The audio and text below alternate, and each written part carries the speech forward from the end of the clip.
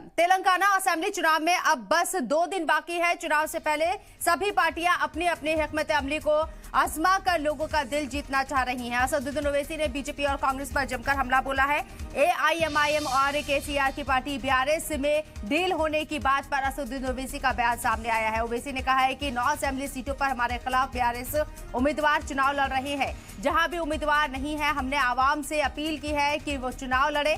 ओवैसी ने कहा है कि हम उनके खिलाफ चुनाव लड़ रहे हैं। बीजेपी के इंतखाबी मंशूर पर भी एआईएमआईएम सदर असदुद्दीन ओवैसी ने तंज किया है। ओवैसी ने कहा कि रियासत में 4% मुस्लिम रिजर्वेशन खत्म करने का भाजपा का वादा झूठा है।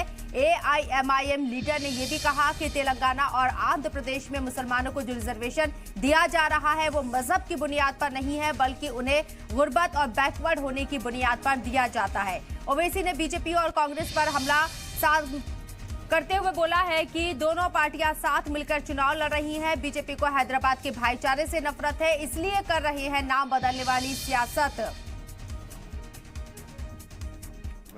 पहले इनसे पूछ लीजिए भाग्यनगर आया कहां से। इनसे पूछ लीजिए, बताइए उनको। उनसे पूछिए कि भाग्यनगर कहां पर लिखा गया है, किधर से आया।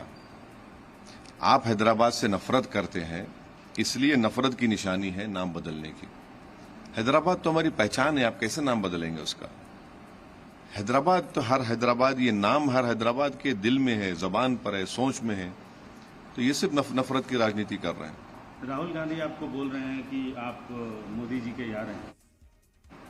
देखिए, राहुल गांधी से हम ये बताना चाह रहे हैं कि राहुल गांधी ट्रिपल तलाक पर अब तक क्यों नहीं बोले, क्यों डरते हैं वो, किससे डरते हैं। बोलिए ना ट्रिपल तलाक के ऊपर, कानून के ऊपर। हम तो कहें कि वो मुस्लिम महिला के इंसाफ नहीं करेंगे। दूसरा, राहुल गांधी कभी मॉब लिंचिंग पर नहीं बोलते। राहुल गांधी कभी आज तक 370 पर नहीं बोलते, आर्टिकल 370 रिमूवल पर। राहुल गांधी मुस्लिम रिजर्वेशन पर नहीं बोलते। इतना क्यों डरते हैं? डर किस बात का है? डर इस बात का है कि कहीं उनका हिंदुत्व का चेहरा सामने आ जाए। और रहा सवाल कि हमको यार बोलने का, हम राहुल गांधी जी से अपील कर रहे हैं कि भैया, जिंदगी आपकी है, मगर आप 50 साल के ऊपर के हो चुके हैं। अकेलापन आपको खा जा रहा है। देखिए, झूठ बोल रही है बीजेपी। तेलंगाना और आंध्र प्रदेश में जो आरक्षण मुसलमानों को मिल रहा है वो रिलीजन या रिलीजन के ऊपर नहीं मिल रहा है। एक, मुसलमानों की सोशल एजुकेशनल बैकवर्डनेस का एम्पिरिकल डेटा है।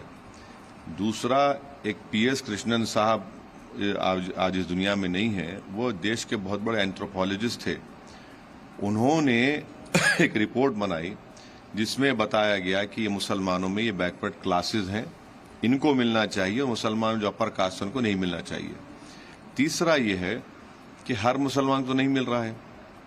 चौथा ये है कि ये उनके सोशल एजुकेशनल बैकवर्डनेस को अपलिफ्ट करने के लिए देश के हित में है। ये भाई, आपका नेशनलिज्म अगर बहुत बड़ा मुद्दा है बीजेपी का, अगर तेलंगाना में वो समाज ताकतवर हो रहा है तालीम के जरिए, रोजगार के जरिए, तो देश को ही फायदा हो रहा है ना।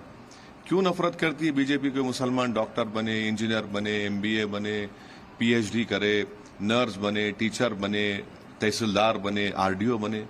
खुश होना चाहिए ना उनको। भाई, जो कमजोर हैं वो ताकतवर हो रहे हैं।